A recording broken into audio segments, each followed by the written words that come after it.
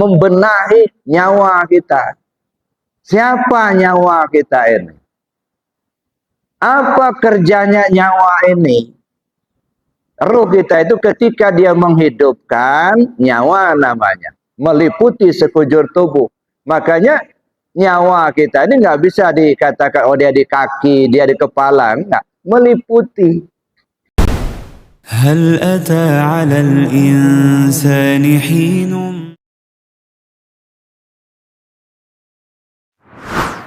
tidak memandang rupamu. Allah tak pandang hartamu. Yang dipandang Allah itu hatimu. Terus menerus itu yang dipilih oleh Allah. Hati kita ini tersambung tidak sama Allah. Hati kita ini bersih tidak dari penyakit-penyakit hati. Nah, ini tujuan kita berzikir, tujuan kita untuk belajar tarekat, untuk membenahi hati. Jangan sampai kita hanya membenahi syariat, tetapi kita tidak membenahi tarekat atau hati. Tubuh yang zahir kita benahi, tapi kalau hati kita tidak benahi, maka tidak akan selamat. Ya. Tubuh zahir bisa selamat, tetapi hati tak bisa selamat. Yaumala yanfa'u malu wala banun illa man atallah biqalbin salim. Pada saatnya nanti hartamu, anakmu, istrimu, suamimu sungguh tidak bisa menolong sama sekali. Yang selamat hanyalah yang datang menghadap Allah dengan hati yang bersih. Bersih dari selain Allah. Ini bukan kata-kata pemanis bibir, Bapak Ibu. Ini betul-betul tidak akan bisa selamat kalau hati tidak bersih. Ya.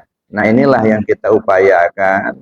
Mumpung umur kita masih ada, badan masih sehat, kita bersihkan hati. Nah, itu yang menentukan. Nah, oleh karena itulah, maka untuk membersihkan hati itu tidak ada cara lain kecuali zikir. Likulli syai'in siqalah wa siqalatul qalbi zikrullah. Segala sesuatunya ada alat pembersih, pembersih hati itu zikir kepada Allah. Jadi kalau yang nggak senang zikir, berarti masih senang hatinya kotor. Kalau masih senang hatinya kotor, khawatir terhambat di perjalanan, tak selamat menuju Allah. Jadi kalau hanya kepingin selamat, tetapi tidak ada upaya untuk mencapainya, hanya angan-angan kosong. Tarjun najata walam tasluk masalikaha inna safinata la tajri 'alal yabisi. Engkau mengharapkan satu keberuntungan, tetapi kamu tidak tempuh jalannya, asal tahu saja kapal itu tidak akan pernah berlayar di atas daratan kering, jauh panggang dari api. Nah, jadi Bapak Ibu yang saya hormati, nah untuk kita mencapai keselamatan itu, di samping kita mengamalkan amaliyah syariat, maka jangan lupa kita mengamalkan amaliyah tarekat, zikir dalam hati. Jangan pernah terbetik di hati benci sama zikir. Sebab zikir itu bukan punya kita. Zikir itu punya Allah. Kita cuma pengamal. Ya, alamatu hubbillah, hubbi zikrillah. Wa alamatu ghadbillah, ghadbi zikrillah. Tanda orang cinta kepada Allah, senang zikir. Tanda orang benci kepada Allah, benci sama zikir. Nah, kalau sudah terbetik di hati kita nggak senang zikir, itu sama dengan nggak senang sama Allah. Hati-hati. Allah Maha tahu apa yang terbetik di hati kita, jangankan diomongin, dia terbetik aja di hati. Allah Maha tahu. Nah, oleh karena itu, ini yang susah Bapak Ibu, menjaga hati ini yang susah. Nah, makanya kita berusaha semampu kita untuk membenahi hati. Kenapa selalu saya bawa Bapak Ibu untuk berzikir, untuk ingat kepada Allah, karena itu kunci. Kan pernah dulu saya sampaikan sebuah kisah. Ada seorang ulama, abid, rajin betul ibadah. Sholatnya rajin. Sampai-sampai sejadahnya saudara, itu dari batu. Saking sering digunakan untuk ibadah, sampai-sampai batu itu cekung. Ya, tentang dahinya sudah cekung, tentang lututnya sudah cekung. Itu saking sering digunakan untuk ibadah. Ya, rajin betul sholatnya. Tapi giliran dia akan meninggal, datanglah Israel alaihissalam. Wahai Israel, kamu datang kepada saya untuk menjemput atau untuk bersilaturahim.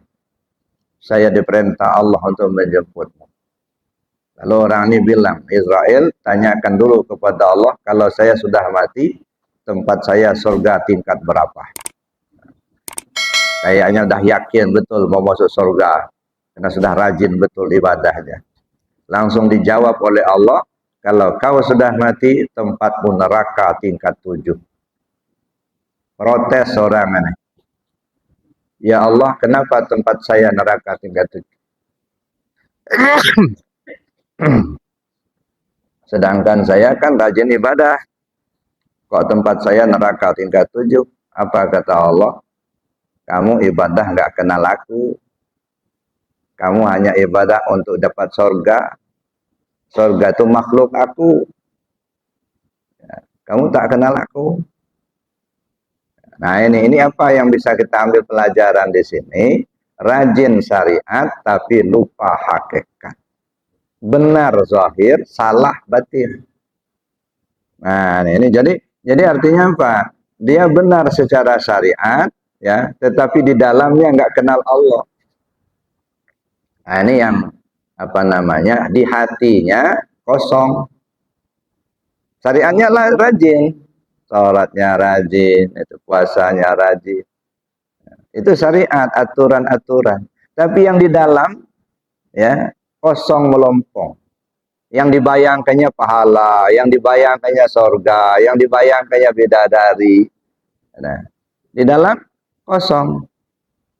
La yasihul ibadah illa bima'rifatil ma'bud. Tidak sah ibadah tanpa mengenal siapa yang dia sembah. Awal wajibin 'alal insani ma'rifatul ilahi bistiqani. Kewajiban pertama bagi manusia adalah mengenal Tuhannya dengan penuh keyakinan. Itu yang utama. Maka sering saya katakan, kewajiban pertama manusia hidup di dunia ini bukan untuk ibadah. Ya. Kewajiban pertama manusia turun ke dunia ini untuk mengenal Allah. Jadi kalau rajin ibadah, kenal hukum, tapi tak kenal Allah. Itulah kisah tadi. Kenal hukum, tapi tak kenal kepada Allah. Ya, salah.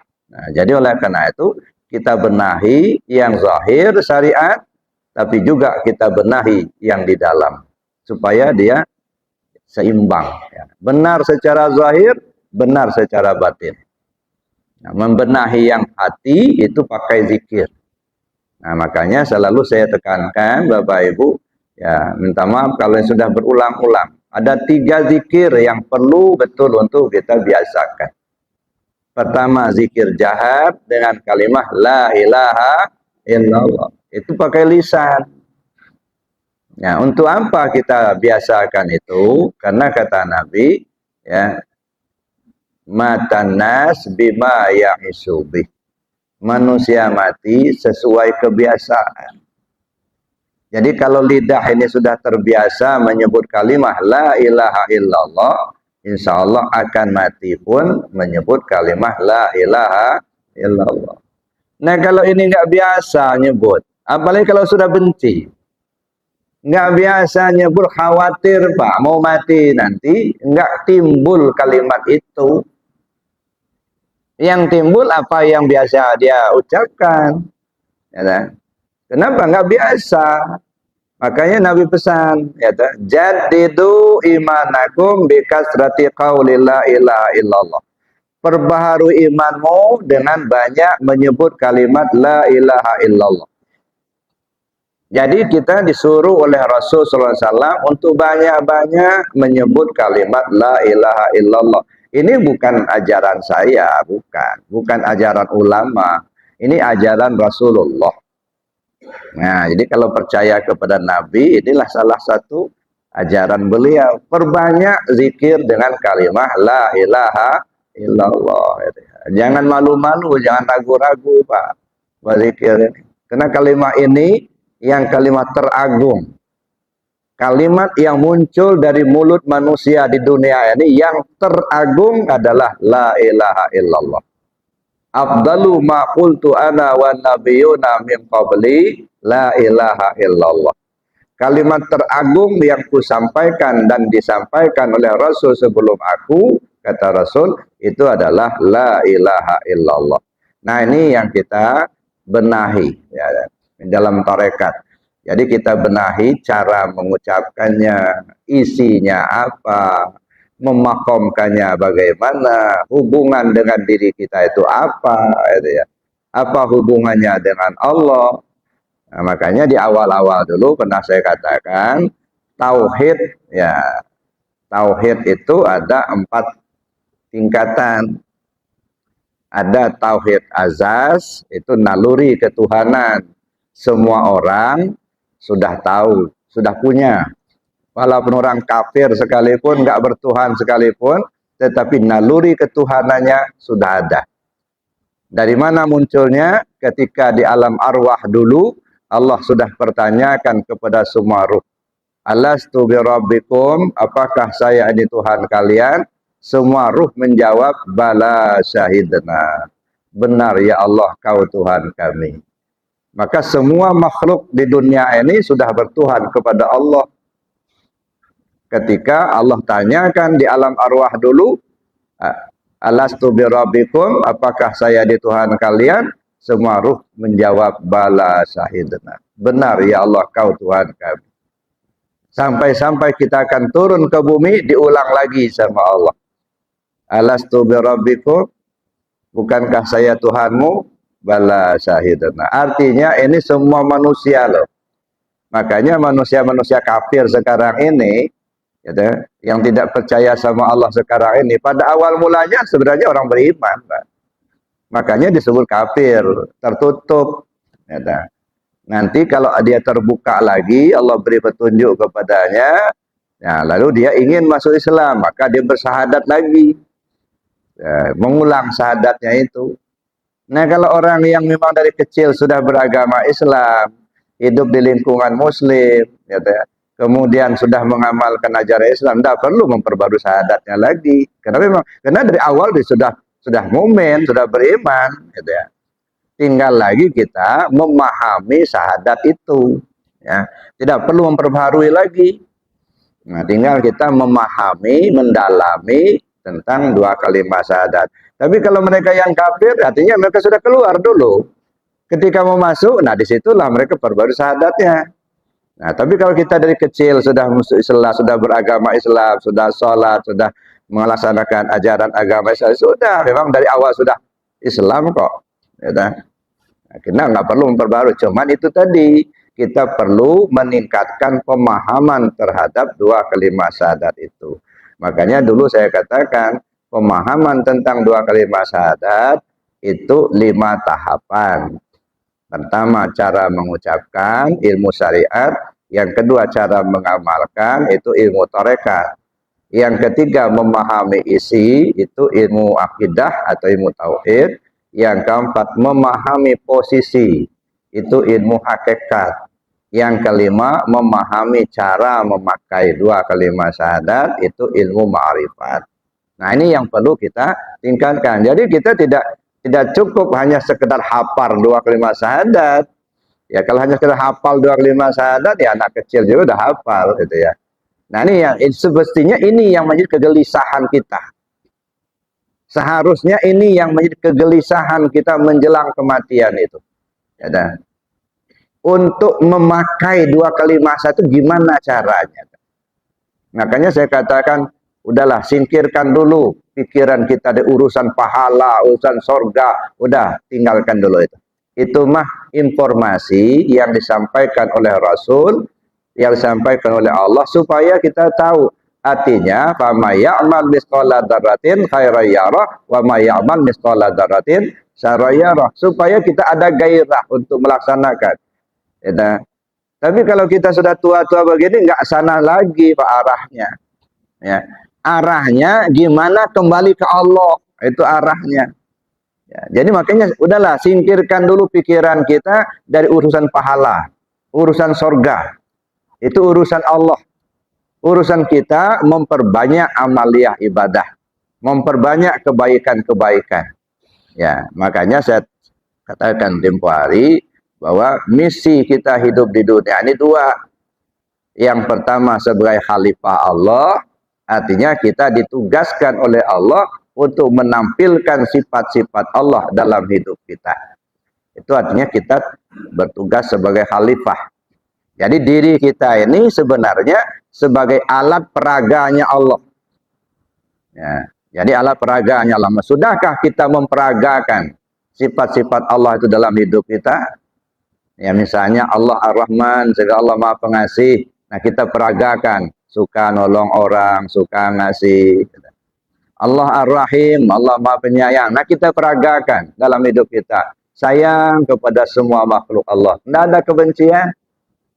Ya, entah mereka yang senang dengan kita, entah mereka yang benci sama kita, yang dekat dengan kita, yang jauh dengan kita, yang sesuku, yang enggak sesuku.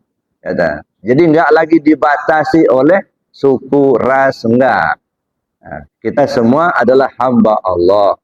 Nah, ketika kita duduk sebagai hamba Allah, apa yang perlu kita kejar itu? Inna akramakum indallah atqakum. Yang mulia di antara kamu yang takwa. Semakin tinggi tingkat ketakwaan kita kepada Allah, semakin mulia kita di hadapan Allah dan dipandang makhluk. Jadi enggak lagi kita disekat-sekat oleh batas-batas wilayah, Pak. Ya, sebab kita kan kadang-kadang masih begitu. Ngapa kita hadarah-hadarah kepada Syekh Abdul Qadir Jailani? Dia kan orang Irak. Nah, ini kan kita kan bukan orang Irak. Ya, kita kan orang Indonesia. Kenapa kita hadarah kepada guru yang yang di luar? Kenapa enggak dengan orang tua kita sendiri? Nah, ini kan enggak paham. Ya. Bapak Ibu yang saya hormati, masuk ke gelanggang tasawuf, kita tidak lagi disekat oleh wilayah. Tidak disekat oleh suku-suku. Plong. Tidak ada lagi itu dan ini. Suku ini, suku itu enggak. Semua adalah hamba Allah. Ketika kita melihat semua adalah hamba Allah, apa yang kita pandang, apa yang kita lihat. Yang kita pandang zahir, yang kita lihat batin. Banyak orang yang hanya memandang zahir, melihat zahir. Dia tidak melihat batin. Nah, itu tadi. Ya, yang tidak ingin menghormati orang lain. Kenapa? Karena dipandang dia bukan suku kita. Ya, dia kan orang Arab begitu. Tidak bisa begitu, Bapak Ibu. Gitu ya. Nah, dalam konteks kajian tasawufnya, untuk membenahi hati kita ini. Gitu. Makanya banyak syariat-syariat yang diperagakan dalam kehidupan kita ini, yang harus kita lihat secara hakikat batinnya. Nah, coba perhatikan kalau kita ke Mekah menjalankan ibadah haji, Masya Allah. Kenapa sih harus pakai ihram begitu ya? Pakai ihram itu artinya kita menanggalkan pakaian yang berjahit untuk memakai yang tidak berjahit. Ya. Yang berjahit tanggalkan semua, mulai singlet, celana dalam, semua lepasin semua. Yang dipakai cuman dua helai kain yang tidak berjahit. Yang satu menutup bagian bawah, yang satu menutup bagian atas, gitu ya. Itu pakaian ihram, gitu ya. Apa maksudnya itu? Kalau hanya kita melihat kainnya saja, Pak, ya sederhana sekali, ya.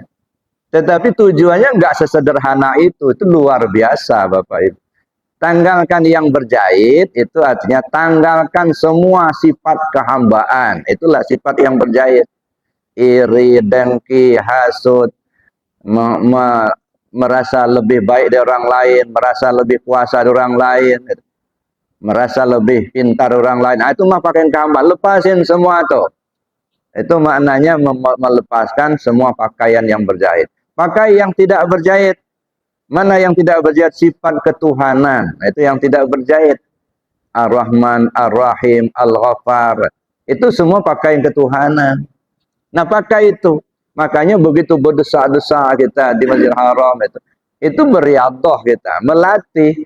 Mampu nggak kita melihat berbagai warna kulit, berbagai suku, begitu jutaan manusia kumpul pada saat di Arafah itu, Masya Allah. Bagaimana kita memandang orang ini? Orang banyak ini. Nah, mungkin terbetik di hati, nah itu orang hitam, orang gemuk pendek, timbul kebencian. Nah, itu nggak berhasil itu nggak bisa memandang. Bagaimana memandang zahir melihat batin? Maka saya katakan orang berangkat haji itu sebenarnya riyadhah, melatih zahir, melatih batin. Tapi banyak orang tidak berlatih, hanya nukar pici aja. Ya, dari hitam ke putih. Sampai di kampung tetap saja hitam. Picinya aja yang putih, hatinya hitam. Nah, kenapa nggak berlatih? Nah, makanya banyak orang yang belum ke Mekah tapi sudah haji, Pak. Banyak yang pulang dari Mekah tapi nggak haji. Nggak haji batinnya, nggak sampai ke Allah. Makanya dulu ada kisah Syekh Abu Yazid Al-Bustami dalam kisahnya. Begitu pulang dari Mekah, kumpullah murid-muridnya ini. Ya, kumpul murid-muridnya, ya namanya guru baru pulang dari tanah suci. Jadi orang banyak ngumpul bersilaturahim, guru baru pulang dari Mekah, terisak-isak menangis beliau. Ya. Akhirnya murid-muridnya pada kaget, kenapa Tuan Guru baru pulang dari tanah suci kok menangis? Apa jawab beliau? Bagaimana saya tidak menangis? Perjalanan yang jauh melelahkan dengan biaya yang tidak sedikit. Tapi sampai di sana yang saya lihat cuma batu. Saya ngeliat apa-apa. Yang saya lihat cuma batu. Karena itu saya nggak puas. Saya ingin haji lagi tahun depan. Tahun depannya berangkat lagi lah dia. Pulang, kumpul lagi murid-muridnya. Nah, begitu kumpul muridnya, nangis lagi. Seperti tahun yang lalu. Nggak ada keceriaan. Walaupun baru pulang dari tanah suci. Nah, tanya muridnya, kenapa Tuan Guru kok menangis baru pulang dari Mekah? Bagaimana saya tidak menangis? Yang saya temuin cuma rumah, nggak ketemu yang punya rumah. Saya nggak puas, saya ingin kembali lagi. Tahun berikutnya berangkat lagi ke tanah suci. Begitu pulang, yang ketiga ini, kumpul murid-muridnya, beliau sudah ceria, ketawa, sudah senang. Akhirnya muridnya tanya, kenapa Tuan Guru kok beda dari tahun yang lalu? Kalau yang lalu Tuan Guru menangis, tapi sekarang kelihatan sudah gembira, sudah ketawa. Bagaimana saya nggak senang? Sampai di sana ketemu betul sama yang punya rumah. Nah, ini kiasan Bapak Ibu. Banyak yang ke sana cuma ngelihat batu. Dia nggak ngelihat rumah, enggak. Ada yang ketemu rumah, tapi nggak ketemu yang punya rumah. Nah, sekarang bagaimana supaya ketemu dengan yang punya rumah? Ya, jadi oleh karenanya Bapak Ibu yang saya hormati, ya, kita perlu sampai ke kajian-kajian hakikat. Jangan pernah terbetik di hati kita bahwa hakikat itu bid'ah. Ya, jangan terbetik dari kajinya terlalu tinggi. Ya, kalau itu yang disampaikan oleh anak kecil, ya anak muda lah begitu. Kajian terlalu tinggi wajar, Pak. Umur mereka masih muda. Tapi kita umur 60-70 tahun, ngaji hakikat itu terlalu tinggi, kapan lagi? Apa nunggu mati dulu baru mau ngaji hakikat? Mau benahin hati kita. Masya Allah. Jadi Bapak Ibu yang saya hormati, nah di sini membenahi hati dengan zikir. Perbanyak zikir. Itu satu, zikir jahar. Yang kedua, zikir hati. Ya. Kenapa zikir hati ini harus kita biasakan juga? Kalau saatnya nanti lidah sudah terkunci, nggak bisa dipakai lagi, Pak. Sudah dikunci lidah, sudah nggak bisa ngomong, keluh. Tapi kita masih hidup. Pakai apa nyebrang? Pakai apa kita akan menghadap? Ini sudah nggak bisa ngomong. Ibarat berkata orang, tinta sudah kering, pena pun sudah patah, kertas pun sudah robek. Tak satu pun yang bisa ditulis. Akal sudah tidak sempurna. Ingatan sudah lupa. Lidah sudah keluh. Itu istilahnya, tinta sudah kering, pena sudah patah, kertas pun sudah robek. Satu-satunya alat hanya hati. Nah, kalau hati ini nggak pernah terlatih zikirnya, gimana dia mau zikir sama Allah? Gimana hati ini ingin kembali ke Allah? Kalau selama hidup kita jarang-jarang, bahkan tidak pernah melatih hati kita dengan zikir. Padahal itu perintah Allah. Wazkur rabbaka fi nafsik. Sebut nama Tuhanmu dalam hatimu. Tadarruan wa khifatan. Dengan rasa rendah diri, rasa takut kepada Allah. Wa dunal jahri minal qaul, tak usah bersuara. Nah, ini zikir di hati. Yang tak perlu pakai suara, cukup di hati saja. Ya, tidak usah orang lain tahu. Ya, tapi hati kita selalu zikir kepada Allah. Bil wudu wal asal, pagi, sore, siang, malam, sehat, sakit, lapang, sempit, di darat, di laut, di udara, di mana saja, kapan saja. Ini untuk membenahi hati. Wa dzkurisma rabbika bukratan wa asila. Sebut nama Tuhanmu di pagi hari dan di sore hari. Nah, ini perintah Allah. Jadi bukan perintah saya, ya, tetapi Allah yang perintahkan untuk kita membenahi hati kita dengan zikir. Nah, sebab di saat lidah sudah nggak bisa dipakai, maka hati yang muncul. Nah, pada saatnya menjelang keberangkatan, ini jangkar sudah naik nih, ya, mesin sudah dari tadi hidup, jangkar sudah naik, mau berangkat, datang angin topan, ombak yang besar. Ya, bagaimana kita bersikap? Apa yang harus kita lakukan? Hati sudah terlatih berzikir. Tapi ini angin topan sudah datang, ini mau berangkat nih. Mau take off. Mau terbang kalau ibarat pesawat. Ibarat kapal laut mau berangkat.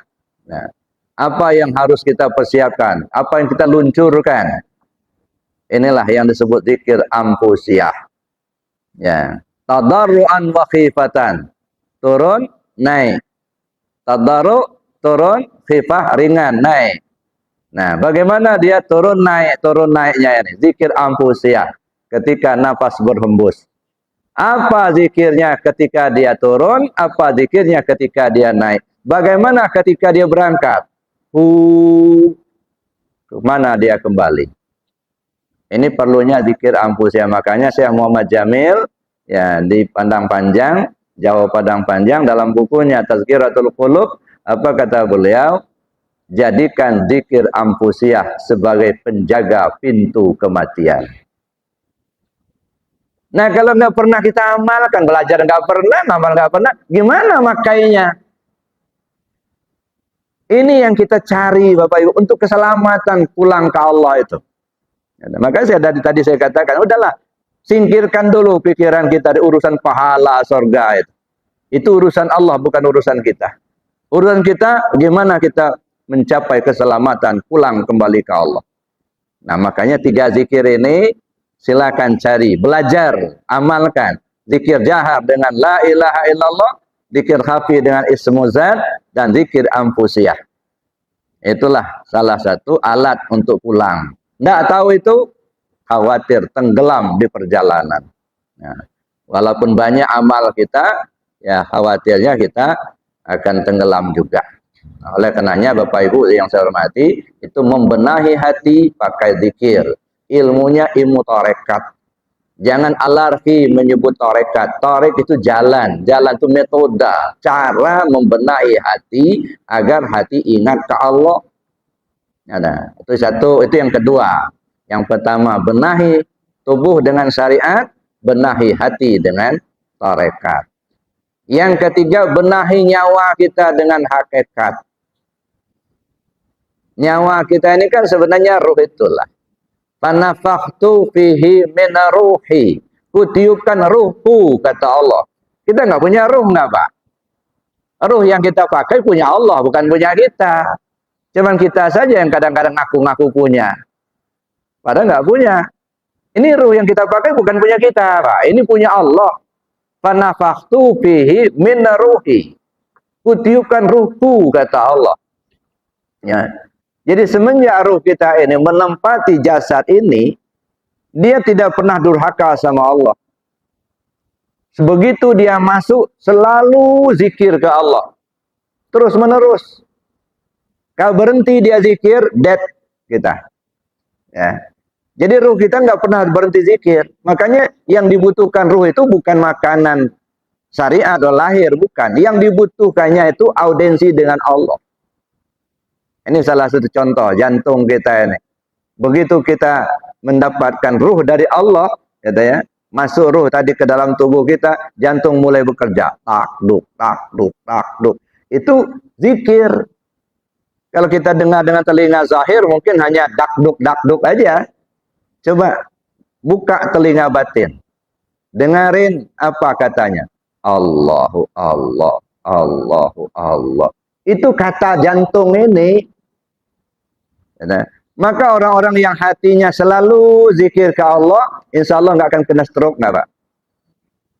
Ya, kenapa? Terisi hatinya dengan zikir. Ya. Nggak banyak masalah. Kenapa? Ini hati kan ibarat rumah Allah. Kalau yang punya rumah saja yang menunggu rumahnya aman, Pak. Yang sering itu tamu yang banyak, yang punya rumah nggak kebagian tempat. Itu yang banyak. Rumahnya punya Allah. Qalbul mu'minin baitullah. Cuman yang menempati rumah itu tamu semua. Yang punya rumah nggak kebagian tempat. Mana tamu kita?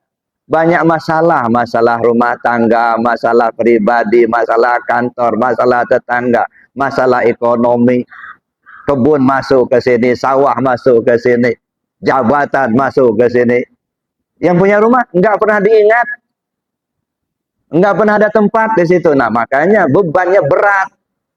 Ya, kenapa? Karena yang punya rumah itu nggak di rumah. Makanya ada satu kisah itu ya. Abu Nawas, ya. Bapak Ibu kenal sama Abu Nawas? Ya. Ceritanya ada ya? Belum pernah ketemu? Belum, sama kalau gitu. Jadi Abu Nawas ini punya murid. Ya, punya murid. Jadi murid Abu Nawas ini ngadu, ngeluh. Tuan Guru, tolong saya Tuan Guru. Kenapa? Rumah kan saya kecil. Ini tamu banyak berdatangan Tuan Guru.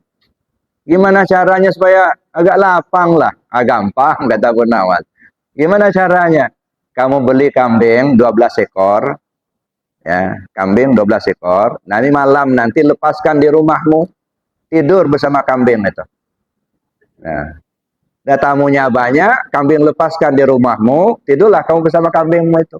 Besok bagaimana perasaanmu, bagaimana ceritanya, lapor besok.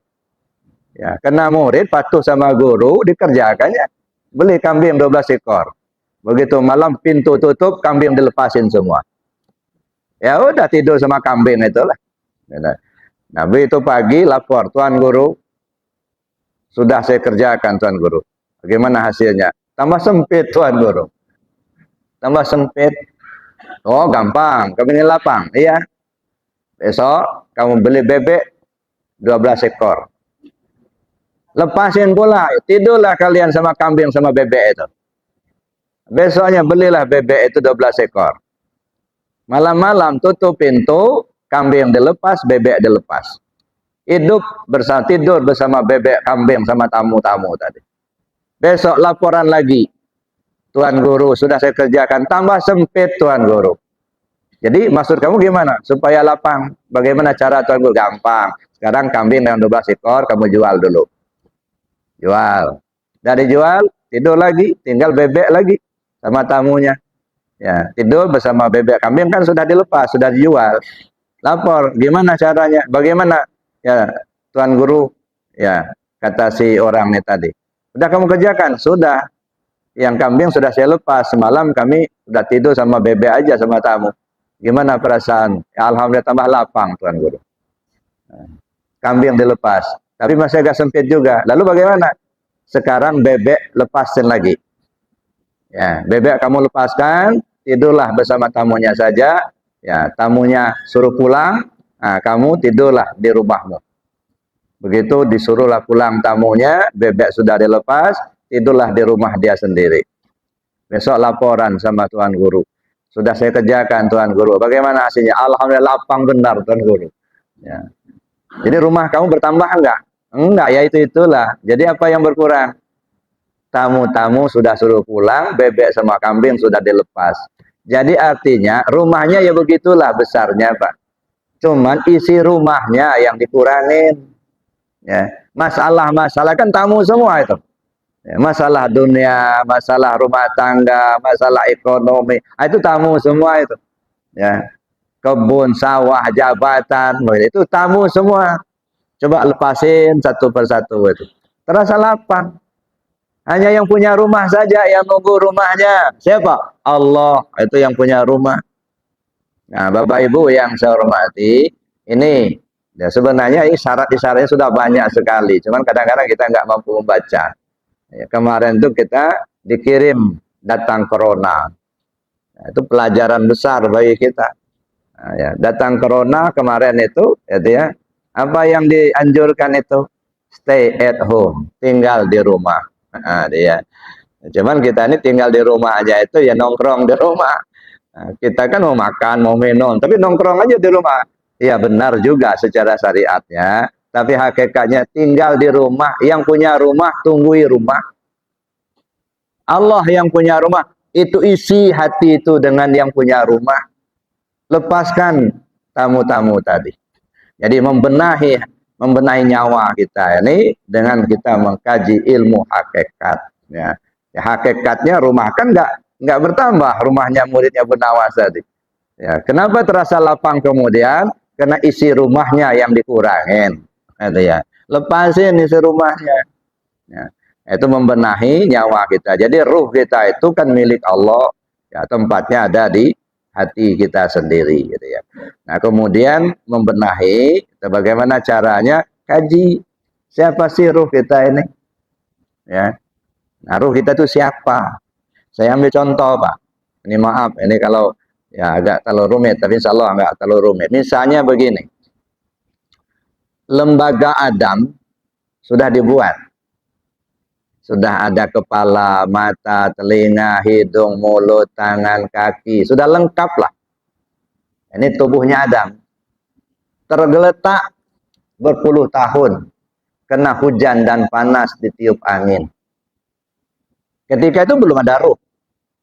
Nah, ketika lembaga Adam ini lagi tergeletak begini belum ada ruhnya, kalau ditanya, si lembaga, siapa kamu?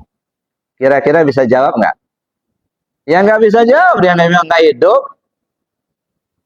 Ya. Lalu kemudian, fanafakhtu fihi min ruhi. Aku tiupkan ruhku, kata Allah. Ruhnya Allah. Kutiupkan ruhku, masuklah ruh Allah ke dalam tubuh Adam. Hidup si Adam. Begitu dia hidup, kalau ditanya, siapa kamu? Pasti dia jawab, oh saya Adam katanya. Kata si lembaga tadi, saya Adam. Jawaban dia. Coba dipikir, direnung. Kira-kira yang ngejawab itu siapa? Nah, ini kajian hakikatnya. Ya, ketika belum ada ruh ditanya, siapa kamu tak bisa jawab. Tapi begitu ruh Allah masuk ke lembaga Adam, lalu kemudian dia hidup, tanya, siapa kamu? Saya Adam, kata dia. Nah, jawaban dia menyatakan, saya Adam, karena memang dia tubuh Adam. Tapi sesungguhnya yang menjawab itu siapa? Ini nggak usah dijawab, cukup di hati saja. Kalau nggak paham, tanyakan nanti kepada yang ahlinya. Ini yang namanya kita membenahi nyawa kita. Siapa nyawa kita ini? Apa kerjanya nyawa ini? Ruh kita itu ketika dia menghidupkan nyawa namanya. Meliputi sekujur tubuh. Makanya nyawa kita ini nggak bisa dikatakan, oh dia di kaki, dia di kepala. Enggak. Meliputi. Dan inilah dia itulah sebenarnya yang mempertahankan, mengalami susah senangnya dalam perjalanan hidupnya. Si ruh kita itulah. Kalau ini mah cangkangnya. Cobalah perhatikan Bapak Ibu, ini maaf. Ada orang stroke kena mati sebelah. Ya dah. Sebelahnya sudah nggak berdaya, nggak bisa ngangkat lagi tangannya. Pencet-pencet tangan yang nggak ada rohnya itu. Nggak kesakitan nggak? Tapi yang sebelahnya masih bisa bergerak-bergerak. Coba pencet, pasti dia kesakitan. Jadi yang merasakan sakit itu siapa? Ya ruh kita itu. Yang merasakan senang, susah. Ruh kita itulah. Kalau ini mah cangkangnya. Ya, cuman kita ini kadang-kadang nggak peduli sama ruh kita sendiri. Ya, yang kita pedulikan cuma cangkangnya aja. Nah ini Bapak Ibu yang saya hormati. Jadi artinya ketika dia menghidupkan nyawa namanya. Ketika dia mampu membedakan mana hak, mana batil. Mana benar, mana salah, akal namanya. Tapi ketika dia memahami, hati namanya. Itu namanya, roh itulah sebenarnya. Ketika dia tiba di mata, basor namanya. Ketika tiba di telinga, sama namanya. Ya roh itulah. Nah sebenarnya siapa ruh kita ini? Jadi jangan hanya kita merasakan kita hidup dengan ruh. Kita hanya tahu Allah tiupkan ruh kepada kita. Jangan dibayangkan Allah meniupkan ruh pada kita kayak kita niup balon. Nah seperti itu kan bahasa yang bisa dipahami bahwa Allah menghidupkan si jasad ini tadi. Sebenarnya yang hidup bukan jasad tapi Allah itu sendiri. Jadi Bapak Ibu yang sama itu ilmu hakikat. Nah kita benahi lagi. Kemudian ada membenahi rahasia diri kita. Nah semua kita kan ada rahasia diri ini. Cuman kadang-kadang kita nggak tahu itu siapa rahasia diri kita ini. Nah disitulah pentingnya kita membenahi dengan ilmu ma'rifat. Makanya saya katakan jangan habis waktu kita ngaji syariat melulu. Itu mah kulit, ya rugi kita. Habis umur kita ngaji sahabatal halal haram itu juga. Ada banyak yang perlu kita kaji di dalam ini. Ya, hati kita benahi, nyawa kita benahi, rasa diri kita benahi. Gitu. Jangan habis waktu kita membenahi yang satu tingkat itu aja. Ya, sedangkan itu kan baru istilahnya ilmu kulit yang begitu itu. Gitu. Biarpun kulitnya jelek, tapi kalau isinya bagus, insya Allah enak juga rasanya, Pak. Kayak duku hitam-hitam kulitnya, tapi manis. Itu banyak juga duku yang bagus kulitnya, tapi asam, nggak dibeli orang. Ya. Jadi jangan terpukau dengan kulit, tapi bagaimana kita membenahi isi. Baik Bapak Ibu, karena kita dibatasi waktu, saya kira demikian materi yang saya sampaikan. Namun sebelum kita akhiri, kalau ada hal yang ingin kita diskusikan, silakan kita diskusikan. Sementara saya akhiri dulu. Assalamualaikum warahmatullahi wabarakatuh. Mana protokolnya?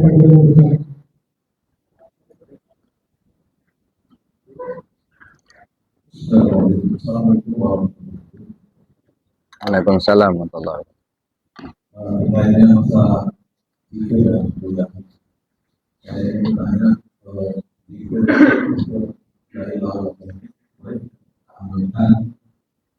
setelah sholat sunnah seperti bahagia atau sholat sunnah kemudian untuk mengamalkan zikir yang 160 boleh tidak kita lakukan dengan putus karena setelah sholat di masjid 100 kita teruskan di rumah berjam. Kemudian yang ketiga tadi yang memakan menaik haji kita memakan bro meninggalkan pakaian berjam. Pertanyaan saya, kenapa perempuan tidak seperti itu? Terima kasih. Waalaikumsalam warahmatullahi wabarakatuh. Pertama kita pahami zikir dengan kalimat la ilaha illallah itu ada dua model, Pak. Ada namanya zikir darajat, ada namanya zikir hasanat. Kalau zikir hasanat itu asal menyebut kalimatnya tanpa metode, tanpa guru itu sudah beramal, sudah dapat pahala. Tapi untuk meningkatkan kualitas diri kita di hadapan Allah mesti kita menggunakan zikir darajat. Zikir darajat itu zikir yang bersanad. Artinya bukan hanya kita mengamalkan karena kita sudah tahu kalimatnya, tetapi kita menerimanya dari guru yang memang ahli zikir. Itu zikir bersanad. Jadi kita ngamalkan zikir la ilallah, ngambilnya dari mana? Dari si A ngambil dari mana? Dari si B dari mana? Dari si C. Betul, namanya bersanad terus sampai kepada junjungan kita Nabi besar Muhammad sallallahu alaihi wasallam. Itu namanya zikir tarekat. Nah, kalau zikir tarekat itu artinya kita menerima pembelajaran tentang zikir secara langsung dari orang yang ahli zikir. Nah, ketika kita menerima, itu yang mengajarkan sudah menjadi guru. Wasilah untuk sampai ke guru-guru yang lain, sampai kepada Rasulullah. Makanya, ya yang namanya pembimbing, ya rohani itu bukan penceramah, tapi pembimbing rohani. Artinya kita guru-guru yang mengajarkan zikir, yang mengajarkan, membimbing ruh kita untuk usul kepada Allah. Dalam bahasa tasawuf namanya mursyid. Nah, ketika kita menganggap dia sebagai guru, sebagai mursyid, kepatuhan terhadap ajaran itu mutlak, Bapak Ibu. Nah, itu mutlak. Jadi bukan hanya didengar, tetapi fatwanya ditaati, perintahnya dilaksanakan. Itu kita sebagai murid. Makanya disebut muridun. Murid itu orang-orang yang bersungguh-sungguh mengikuti ajaran gurunya untuk usul ke Allah, begitu. Makanya belajar tarekat mesti ada guru. Nggak mungkin kita mengamalkan zikir tarekat itu tanpa guru, gitu ya. Jadi itu artinya kita melaksanakan apa yang diajarkan oleh guru kita. Pengarang Abah berpesan, jangan ditambah, jangan dikurangin. Ada. Itu yang pertama. Yang kedua, bagaimana kalau kita ngamalkan zikir 165 kita cicil? Di masjid 100, di rumah kita 65. Sebenarnya begini Bapak Ibu ya. Bagi orang yang memang sudah makom yang di atas, itu sebenarnya bukan hitung-hitungan itu yang dipentingkan. Itu kan dalam rangka kita belajar melatih diri. Ya. 165 itu kan ada makna, Pak. Ya. Apa itu 1, apa itu 6, apa itu 5. Maka di sini pentingnya kaji. Islam, iman, dan ihsan. Ya. Islam itu pakaian Adam. 5. Rukun Islam 5. Itu pakaian Adam. Ya, syahadat, salat, puasa, zakat, haji. Iman ada 6 rukun iman. Itu pakaian Muhammad. Ada rukun imannya 6. Makanya iman itu pakaian Muhammad, Islam pakaian Adam. Ihsan itu pakaian Allah. 1, Allah itu 1. Maka 165 Allah Muhammad Adam. Di mana? Di sini. Di diri kita ini. Makanya 165. Itu ya. Nah, itu hakikatnya, isinya begitu. Oleh karena itulah maka kita amalkan itu bukan persoalan bilangan. Tetapi karena kita baru belajar, ya kita ikuti perintah guru 165.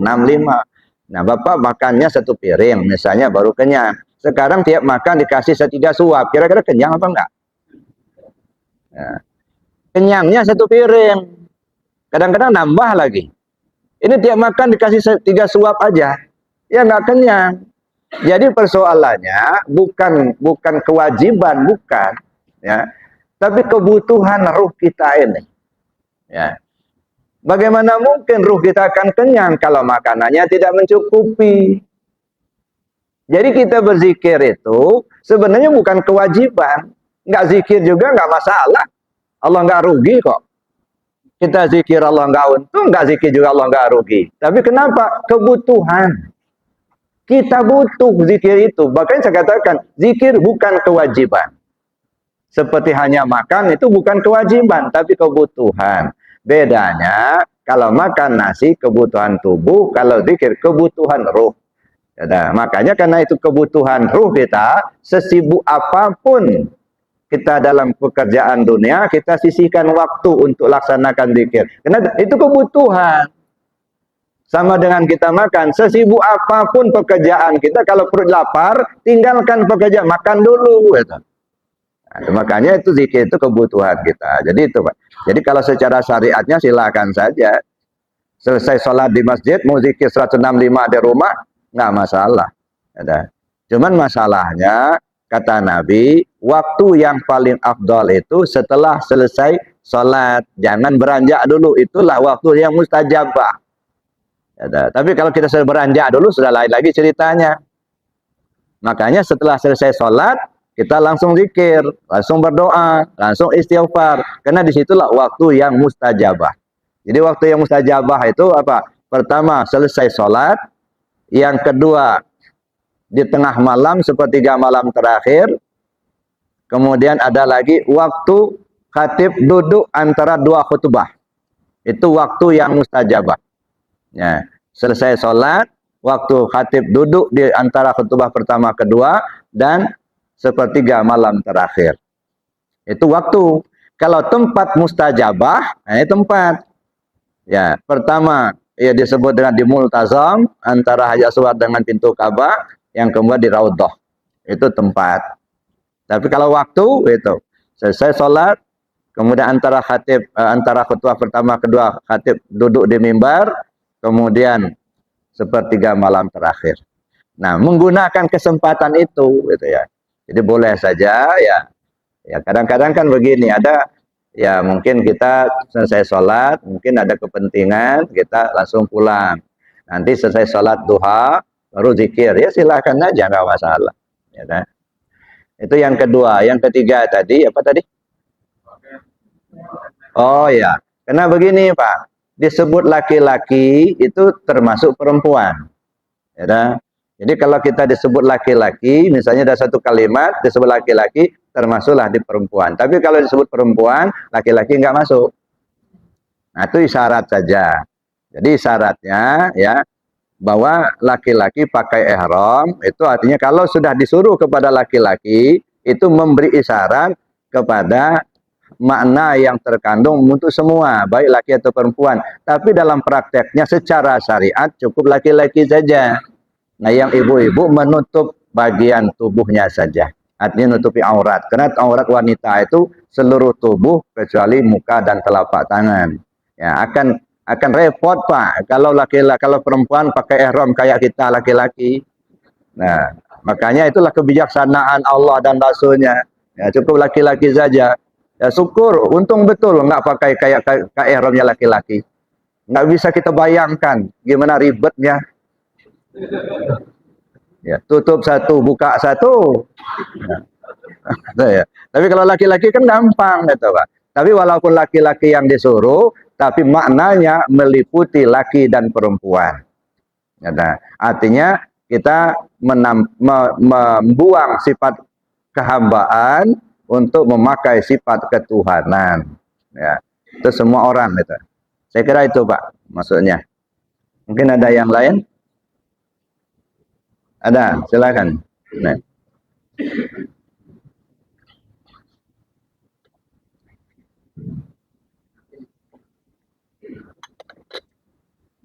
Assalamualaikum warahmatullahi wabarakatuh. Waalaikumsalam warahmatullahi wabarakatuh. Jadi Ustaz, kenapa Rasulullah SAW itu sebelum berangkat Isra Mi'raj itu dioperasi oleh malaikat Jibril dan Mikail? Jadi pertanyaannya, apakah yang terkandung di dalam operasi itu? Makanya penting betul Nabi Muhammad itu dioperasi sebelum berangkat melaksanakan Isra dan Mi'raj tersebut. Terima kasih. Wassalamualaikum warahmatullahi wabarakatuh. Waalaikumsalam. Ini pertanyaan bagus sekali. Tapi menjawabnya ini agak susah. Jadi Bapak Ibu, kalau kita runut kronologis perjalanan, pertama apa? Nabi ketemu Jibril, lalu kemudian dioperasi. Setelah dioperasi didatangkan burak. Setelah didatangkan burak, berangkatlah dari Haram ke Aqsa. Ya, dari Aqsa naiklah ke langit, berhenti di Sidratul Muntaha. Kemudian Nabi disuruh Jibril berangkat sendiri menghadap Allah. Jibril hanya berhenti Sidratul Muntaha saja. Ini runut perjalanan naik, gitu ya.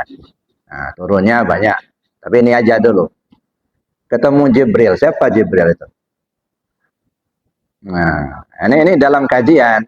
Ya, kalau dalam apa? Dalam keimanan Jibril itu ya malaikat kan gitu. Ya, Jibril itu pembimbing Nabi. Ya, membimbing Nabi untuk menghadap Allah. Kita menghadap Allah apa tidak? Semua manusia akan menghadap Allah. Oh, kalau begitu harus ada pembimbing, Pak. Makanya perjalanan Isra Mi'raj itu adalah isyarat pelajaran yang sangat besar untuk umat manusia. Ini kalau ingin menghadap Allah, contohlah Isra Mi'raj. Jadi Isra Mi'raj itu sebuah peragaan, Pak. Linuriyahu min ayatina. Karena kami ingin perlihatkan tanda kebesaran kami. Perlihatkan apa? Memperagakan. Begini loh caranya kalau ingin kembali ke Allah. Nah, ini sebuah peragaan. Ya. Apa yang bisa kita ambil pelajaran? Peragaan di situ pertama Nabi ketemu Jibril. Jibril itu pembimbing Nabi menghadap Allah. Satu kesimpulan, berarti kalau kita ingin menghadap Allah harus ada pembimbing, mursyid namanya, gitu ya. Pembimbing utama kita tentu Rasulullah SAW. Gitu. Tapi karena kita tidak ketemu secara langsung, secara fisik, beliau sudah berpulang ke rahmatullah, beliau tinggalkan Al-Quran dan Sunnah. Cuman untuk memahami Al-Quran dan Sunnah itu perlu ada ilmu. Siapa itu? Ulama. Gitu. Maka kita belajarlah dengan ulama. Ulama yang mana? Yang warasatul anbiya. Siapa itu? Pada inilah disebut dengan mursyid, pembimbing. Carilah seorang pembimbing yang dapat membimbing ruhaniyah kita usul kepada Allah. Itu satu. Setelah ketemu pembimbing, ketemu guru mursyid, Jibril, Nabi ketemu Jibril. Apa yang dilakukan Jibril? Belah dada. Kenapa dada dibelah? Jantungnya dikeluarkan. Untuk apa? Dibersihkan. Intinya apa? Pembersihan. Dada lambang fisik. Jantung lambang hati batin. Fisik zahir, hati batin. Artinya harus bersih lahir batin dulu. Menghadap Allah bersih lahir batin. Gitu. Ya. Bersih lahir batin itu bagaimana caranya? Nah, kita belajarlah dari guru tadi. Pertama, talqin zikir. Nah, talqin zikir itu ibarat belah dada itu. Jadi talqin zikir ibarat belah dada karena kita akan berangkat menuju Allah. Maka talqin di bahasa tarekat talqin zikir. Kalau bahasa Isra Mi'raj belah dada. Nah, setelah belah dada apa yang didatangkan? Burak. Dari mana? Dari sorga. Burak itu apa? Kendaraan menuju Allah. Setelah talqin zikir, ini ada kendaraannya apa? La ilaha illallah. Itu buraknya. Gunakan burak ini menuju Allah. Begitu. Makanya kiasan daripada Isra Mi'raj itu luar biasa, Bapak Ibu. Si burak ini kurus. Nah, kan ceritanya diambil dari taman burak dari surga. Nah, kurus. Kenapa kurus? La ilaha illallah ini nggak dipakai orang lagi, Pak. Begitu Nabi Isa mangkat, orang sudah enggak menggunakan kalimat itu lagi. Udah nyembah patung, nyembah berhala, nyembah api. Kalimat ini enggak dipakai lagi, kurus. Nah, itu ya. Lalu didatangkan, begitu menghadap Nabi, minta janji. Ya, apa janjinya? Ya Muhammad, ketika kau sudah menaiki punggungku, kata si burak, ya, kalau kau akan naik surga ke surga nanti, jangan tunggangi burak lain selain aku sendiri. Mau? Mau. Setuju. Kalau Nabi mau masuk surga, tidak boleh nunggang burak lain kecuali burak aku sendiri, kata si burak. Sebagai tanda persetujuan, tolong tanganmu yang mulia itu taruh di punggung saya dulu, kata si burak. Begitu Nabi menaruh tangannya atas punggung burak, si burak gembiranya bukan main, sampai membubung tinggi besar gemuk si burak. Apa maksudnya? Ini yang perlu kita cari. Ya, begitu burak tadi sudah datang di depan Nabi, burak minta janji. Kalau akan masuk surga, jangan tunggang burak lain selain aku sendiri. Maksudnya apa? Tidak ada yang bisa masuk surga tanpa la ilaha illallah. Maka disebut la ilaha miftahul jannah. Kunci pembuka surga. Nah, karena nggak bisa masuk surga tanpa la ilaha illallah. Nah, sebagai tanda persetujuan apa? Taruh si burak tadi minta supaya tangan Nabi taruh di punggungnya. Begitu tercacah tangan Nabi di punggung Burak, si Burak gembiranya bukan main, akhirnya membubung tinggi besar. Maksudnya apa? Kalimah la ilaha illallah yang tadi sudah ditinggalkan oleh orang, tak diamalkan lagi, didakwahkan Nabi dalam waktu yang relatif singkat, mencacahkan tangan di punggung Burak. Sebentar. Hanya 23 tahun, 22 tahun, 2 bulan, 22 hari. Menyebar ke seluruh jazirah Arab, bahkan sampai ke Persia. Ini namanya gemuk lagi si Burak tadi. Nah, barulah kemudian ya si Burak tadi sudah gemuk, akhirnya Nabi naik ke atas Burak, dikendarai, diamalkan zikirnya gitu. Sudah dikasih Burak tapi nggak dipakai menghadap Allah gitu. Ditambat aja di belakang, kadang-kadang kasih makan gula. Nah ini artinya diamalkan. Jadi itu isyarat, Pak. Ya. Jadi artinya dibersihkan zahir dan batin. Maka dibelah dadanya dulu, pembersihan zahir dan batin. Itu kira-kira isyarat. Ini kalau saya uraikan terus nanti sampai jam 8 belum selesai, Pak. Ya. Nah, itu gambarannya. Saya kira demikian saja Bapak Ibu, apa yang kita kaji pagi ini. Mudah-mudahan kita mendapatkan petunjuk dari Allah Subhanahu wa taala. Insyaallah kita mendapat keselamatan dunia akhirat. Amin. Allahumma amin. Bismillahirrahmanirrahim. Allahumma inni astaudi'uka ma 'allamtani wardudu ilayya 'inda hajati wa la tansani ya rabbal alamin. Subhanakallahumma wa bihamdika asyhadu an la ilaha illa anta astaghfiruka wa atubu ilaik. Assalamualaikum warahmatullahi wabarakatuh. هل أتى على الإنسان حين